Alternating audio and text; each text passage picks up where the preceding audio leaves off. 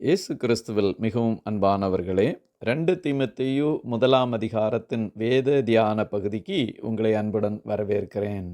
அப்போஸ்தலனாகிய பவுல் தன்னுடைய வாழ்க்கையின் கடைசி பகுதியிலே ரோமாபுரி சிறைச்சாலையிலிருந்து கடைசியாக எழுதிய கடிதம்தான் 2 தீமோத்தேயு. 2 தீமோத்தேயு 1ஆம் அதிகாரத்தை 6 பிரிவுகளாக பிரித்து தியானிக்கலாம். முதல் பகுதி 1 மற்றும் 2ஆம் வசனங்களிலே வாழ்த்து மற்றும் அறிமுகத்தை காண முடிகின்றது. 2வது பகுதியாய் 3லிருந்து 5ஆம் வசனங்களிலே தீமோத்தேயுவின் உண்மையான விசுவாசம் மற்றும் அவருடைய பாரம்பரியத்தை குறித்து படிக்கிறோம். 3வது பகுதியாக 6 மற்றும் 7ஆம் வசனங்களிலே தேவ வரத்தை அனல் மூட்டி எழுப்புவதை குறித்து படிக்கின்றோம். 4வது பகுதியாக 8ஆம் வசனத்திலிருந்து 12ஆம் வசனம் வரைக்கும் சுவிசேஷத்திற்காக பாடு அனுபவிப்பதை குறித்து படிக்கின்றோம். 5வது பகுதியாக 13ஆம் வசனத்திலிருந்து 14ஆம் வசனம் வரைக்கும் சத்தியத்தை கற்றுக்கொள்வதை குறித்து படிக்கின்றோம்.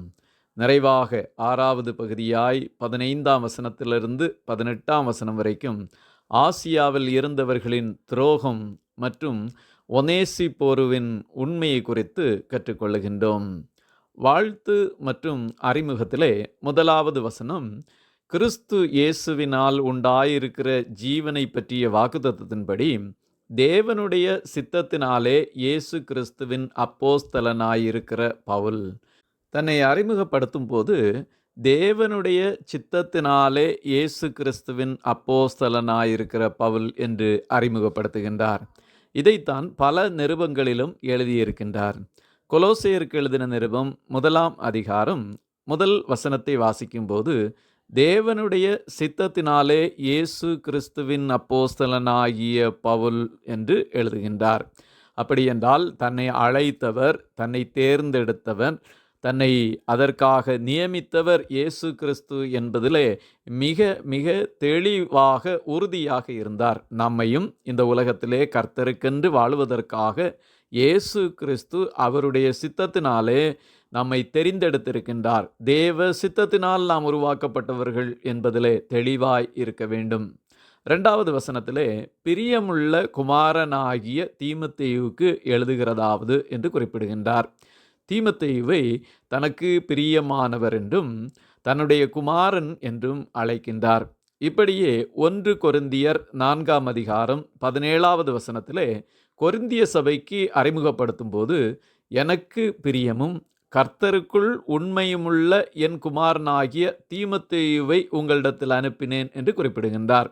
எந்த அளவுக்கு அப்போஸ்தலனாகிய பவுலுக்கு தீமோத்தேயு பிரியமுள்ளவராயிருந்தார், தான் எப்போதும் ஆவிக்குரிய விதத்திலே அவரை பெற்றெடுத்தேன் என்று குமாரனாய் அறிவிப்பதற்கு தகுதி உடையவராயிருந்தார். அன்பானவர்களே, நாம் ஆண்டவருடைய பிள்ளைகள்தான்.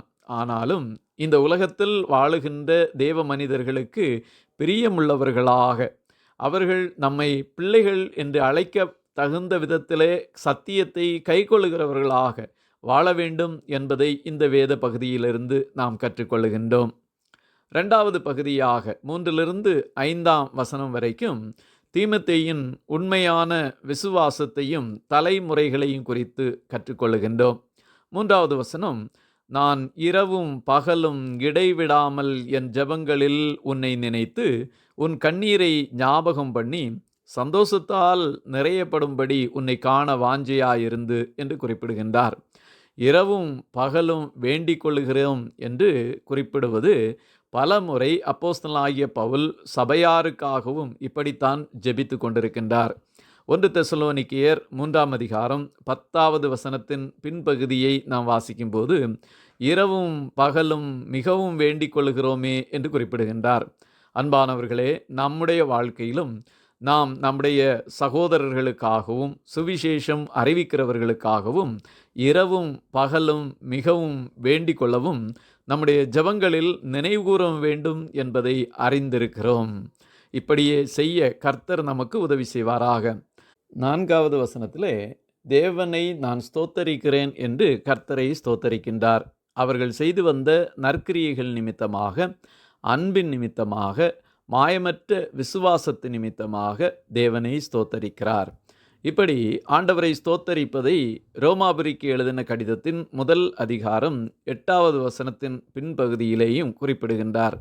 முதலாவது, நான் உங்கள் எல்லாருக்காகவும் இயேசு கிறிஸ்து மூலமாய் என் தேவனை ஸ்தோத்தரிக்கின்றேன். ஆண்டவரை ஸ்தோத்தரித்து ஆண்டவருடைய நாமத்து நிமித்தம் என்ன நற்காரியங்கள் செய்தார்களோ அதை மற்றவர்களுக்கு வெளிப்படுத்துவதற்கு தேவனுக்கு எப்போதும் நன்றி செலுத்த நாம் கடமைப்பட்டிருக்கின்றோம். 5வது வசனத்திலே, அந்த விசுவாசம் முந்தி உன் பாட்டியாகிய லோவிசாளுக்குள்ளும் உன் தாயாகிய ஐனிக்கேயாளுக்குள்ளும் நிலைத்திருந்தது. அது உனக்குள்ளும் நிலைத்திருக்கிறதென்று நிச்சயித்திருக்கிறேன். நிச்சயமாய் இந்த விசுவாசம் உனக்கு பல தலைமுறைகளாக கடத்தப்பட்டு வந்திருக்கிறது என்பதை தெளிவுபடுத்துகின்றார். அப்போஸ்தலர் 16ஆம் அதிகாரத்தின் முதல் வசனத்திலே இப்படியாய் தீமோத்தேயுவை கண்டுபிடிப்பதை குறித்து எழுதும்போது, அவன் தெர்பைக்கும் லீஸ்திராவுக்கும் போனான். அங்கே தீமோத்தேயு எனப்பட்ட ஒரு சீஷன் இருந்தான். அவன் தாய் விசுவாசமுள்ள யூத ஸ்திரீ, அவன் தகப்பன் கிரேக்கன் என்று சொல்லி எப்படியாய் தீமோத்தேயுவை தான் கண்டுபிடித்தார் என்பதை லூக் அப்போஸ்தலர் நடவடிக்கைகளிலே பதிவு செய்கின்றார். இப்படி கண்டுபிடித்த அந்த தீமோத்தேயு நிச்சயமாகவே விசுவாசத்தை காத்து கொண்டவராக காணப்படுகின்றார். 1 பேதுரு 1ஆம் அதிகாரம் 7ஆம் வசனத்தை நாம் படிக்கும்போது விசுவாசத்தை காத்து கொள்வதை குறித்து இந்த பகுதி நமக்கு குறிப்பிடுகின்றது. அழிந்து போகிற பொன் அக்கினியினாலே சோதிக்கப்படும், அதை பார்க்கிலும் விலையேற பெற்றதாயிருக்கிற உங்கள் விசுவாசம் சோதிக்கப்பட்டு இயேசு கிறிஸ்து வெளிப்படும்போது உங்களுக்கு புகழ்ச்சியும் கனமும் மகிமையும் உண்டாக காணப்படும். ஆகவே விசுவாசம் என்பது நமக்குள்ளாக இருக்க வேண்டியது. நமக்கு அடுத்த அடுத்த அடுத்த தலைமுறைகளுக்கு கடத்தப்பட வேண்டிய ஒரு பெரிய பொக்கிஷம் என்பதை மறந்து போக வேண்டாம். ஒருவேளை குடும்பத்திற்குரிய சொத்துக்களை அடுத்தடுத்த தலைமுறைகளுக்கு கொடுத்து போவது போல ஆண்டவர் மேல் வைத்திருக்கின்ற விசுவாசத்தையும் அடுத்தடுத்த தலைமுறைகளுக்கு கொடுத்து செல்ல வேண்டும் என்பதையே இந்த வேத பகுதி நமக்கு கற்றுத்தருகிறது. ஆகவே நாம் நம்முடைய அடுத்தடுத்த தலைமுறைகளுக்கு இப்படிப்பட்ட பொக்கிஷமாகிய விசுவாசத்தை வைத்து செல்ல அழைக்கப்பட்டிருக்கிறோம் என்பதிலே மிக கவனமாக இருப்போமாக. 2 தீமோத்தேயு 1ஆம் அதிகாரம் 6வது வசனத்திலே, நான் உன்மேல் என் கைகளை வைத்ததினால் உனக்கு உண்டான தேவ வரத்தை நீ அனல் மூட்டி எழுப்பிவிடும்படி உனக்கு நினைப்பூட்டுகிறேன். ஆண்டவர் நமக்கு கொடுத்த கிருபையின் வரங்கள், ஆவியின் வரங்களை நாம் இன்னும் அனல் மூட்டி எழுப்பிவிட வேண்டும். வரங்களை அனலுக்கு சமமாய், தீக்கு சமமாய் சொல்லப்பட்டிருக்கிறதை பார்க்க முடிகின்றது. 1 தெசலோனிக்கேயர் 5ஆம் அதிகாரம் 19வது வசனத்தை படிக்கும்போது ஆவியை அவித்து போடாதிருங்கள் என்று குறிப்பிடப்பட்டிருக்கிறது. ஆகவே ஆண்டவர் அனலாய் நமக்கு தந்திருக்கின்ற வரங்களை, தேவ வரங்களை எழுப்பி விட வேண்டும். 1 பேதுரு 4:10 வாசிக்கும் போதும், அவனவன் பெற்ற வரத்தின்படியே நீங்கள் தேவனுடைய பற்பல கிருபையுள்ள ஈவுகளை பகிர்ந்து கொடுக்கும் நல்ல உக்கிரானக்காரர் போல ஒருவருக்கொருவர் உதவி செய்யுங்கள்.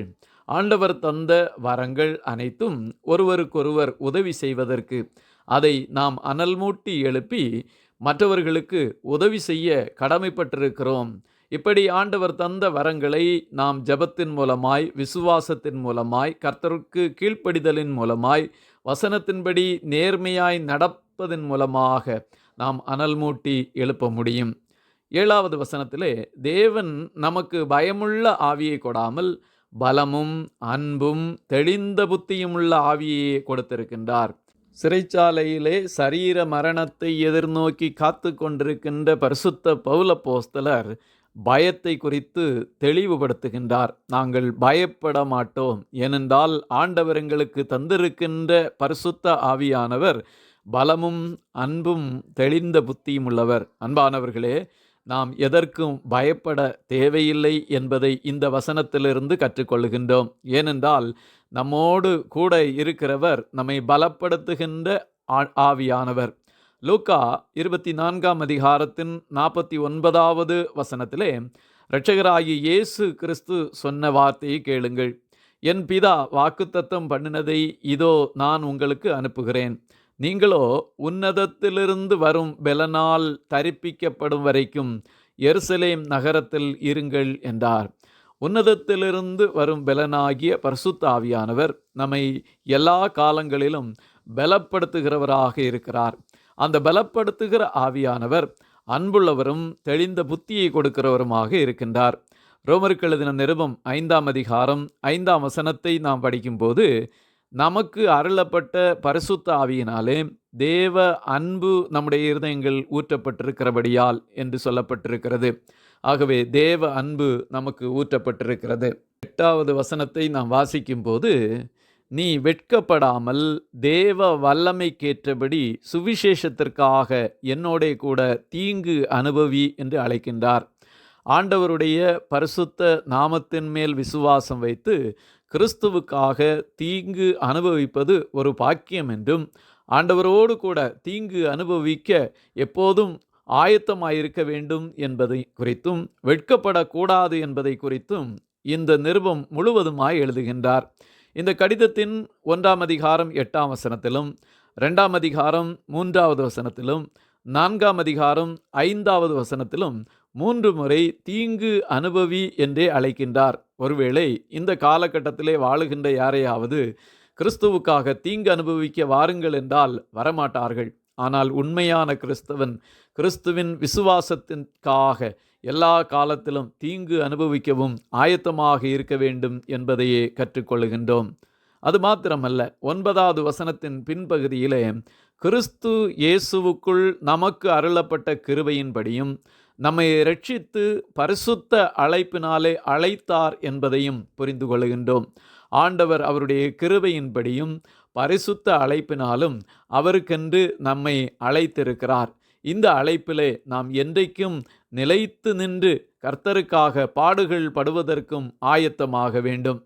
13லிருந்து 14ஆம் வசனம் வரைக்கும் சத்தியத்தை நாம் கைக்கொள்ள வேண்டும் என்பதை குறித்து கற்றுக்கொள்ளும்போது, என்னிடத்தில் கேட்டிருக்கிற ஆரோக்கியமான வசனங்களின் சட்டத்தை கைக்கொண்டிரு. நிச்சயமாகவே கர்த்தர் நமக்கு தந்திருக்கின்ற ஆரோக்கியமான வசனத்தின் சட்டங்களை என்றைக்கும் நாம் காத்து கொள்ள, அதை கைக்கொள்ள அழைக்கப்பட்டிருக்கின்றோம். அதைத்தான் 14வது வசனத்தின் பிற்பகுதியிலே, அந்த நற்பொருளை நமக்குள்ளே வாசம் பண்ணுகிற பரிசுத்த ஆவியினாலே காத்துக்கொள். பரிசுத்த ஆவியானவர் நம்மோடு கூட இருந்து ஆண்டவர் தந்திருக்கின்ற விசுவாசமாகிய நற்பொருளை என்றைக்கும் காத்துக்கொள்ள நமக்கு உதவி செய்கிறவராக இருக்கின்றார். 6வது பகுதியாக, ஆசியாவிலிருந்து வந்திருந்த பிகல்லு எர்மொகெனே முதலாய் அவரை விட்டு விட்டார்கள், துரோகம் பண்ணினார்கள். ஆனால் ஒனேசிம்போரு நிச்சயமாகவே அவரோடு கூட இருந்து அவரை இளைப்பாற்றி அவருடைய விலங்கை குறித்து வெட்கப்படாதபடி அவருக்கு பல்வேறு விதங்களிலே உதவி செய்வதற்கு என்றைக்கும் போதுமானவராயிருந்தார். அன்பானவர்களே, பாடுபடுகின்ற தேவ பிள்ளைகளோடு நாம் நின்று அவர்களுக்கு உதவி செய்ய வேண்டும். கிறிஸ்துவின் சுவிசேஷத்தை குறித்து ஒருபோதும் வெட்கப்படாதவர்களாக, சுவிசேஷத்திற்காக பாடுபடுகிறவர்களின் பக்கத்திலே நின்று அவர்களுக்காக ஜெபிக்கிறவர்களாக, தாங்குகிறவர்களாக, உதவி செய்கிறவர்களாக, விடுவிக்கிறவர்களாக இருக்க வேண்டும் என்பதை அறிந்து கொள்ளுகின்றோம். மத்தேயு 10ஆம் அதிகாரத்தின் 40ஆம் வசனத்திலிருந்து 42ஆம் வசனம் வரைக்கும் நாம் படிக்கும்போது, கர்த்தருடைய ஊழியக்காரர்களை நாம் ஏற்றுக்கொள்ளும்போது கர்த்தரையே ஏற்றுக்கொள்ளுகிறோம் என்பதை குறித்தும், தீர்க்கதரிசி என்று அவர்களை ஏற்றுக்கொண்டால் அதற்குரிய பலனையும், நீதிமான் என்று ஏற்றுக்கொண்டால் அதற்குரிய பலனையும், சீசன் என்ற நாமத்து நிமித்தம் ஏற்றுக்கொண்டால் அதற்குரிய பலனையும் பெற்றுக்கொள்வோம் என்பதை தெளிவாய் சொல்லப்பட்டிருக்கிறது. ஆகவே சுவிசேஷத்திற்காக வெட்கப்படாதபடி, சுவிசேஷத்திற்காக நிச்சயமாய் தோள் கொடுக்கவும் உதவி செய்யவும் அழைக்கப்பட்டிருக்கிறோம் என்பதிலே தெளிவாயிருப்போமாக. இந்த 1ஆம் அதிகாரத்திலே தீமோத்தேயுவின் உண்மையான விசுவாசத்தை குறித்தும், அந்த விசுவாசம் பாரம்பரியமாய் கடத்தப்பட்டது என்பதை குறித்தும் கற்றுக்கொண்டோம். அப்படியே நாம் செய்வதற்கு கர்த்தர் நமக்கு உதவி செய்வாராக. ஆண்டவர் தந்திருக்கின்ற வரன்களை அனல்மூட்டி எழுப்புவோம். சுவிசேஷத்திற்காக துன்பத்தையும் அனுபவிப்பதற்கு ஆயத்தமாவோம், உதவி செய்வோமாக. கர்த்தருடைய ஆசீர்வாதம் உங்களோடு கூட இருப்பதாக. ஆமீன், ஆமீன், ஆமீன்.